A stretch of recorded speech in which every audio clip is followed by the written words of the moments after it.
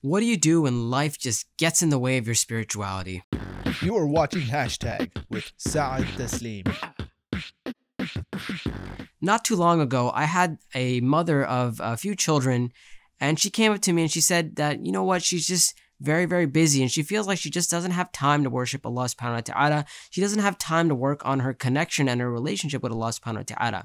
And so there's 3 pieces of advice that I gave her, and inshallah ta'ala, these are 3 pieces of advice that you can benefit from as well. First and foremost, never belittle any deed. As the Prophet ﷺ said, لا تحقرن من المعروف شيئا, that never belittle anything from goodness. So never look at a deed and think, you know what, it's just too small. So you may only have a limited amount of time to worship Allah subhanahu wa ta'ala, but that deed with Allah subhanahu wa ta'ala may be worth a lot. Secondly, pay very close attention to your intentions. An intention can make a very small deed very, very great with Allah subhanahu wa ta'ala. You may not have time to get up and pray 2 hours of qiyam al-layl, but if you pray just 5 minutes or 10 minutes and it's done with sincerity, they may be worth as much as those 2 hours.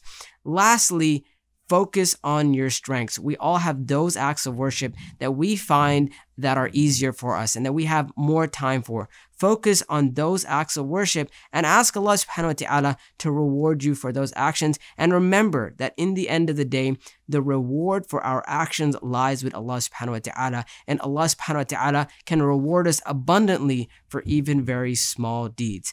And Allah subhanahu wa ta'ala knows best. Until next time, inshallah ta'ala, Assalamu alaikum wa rahmatullahi wa barakatuh.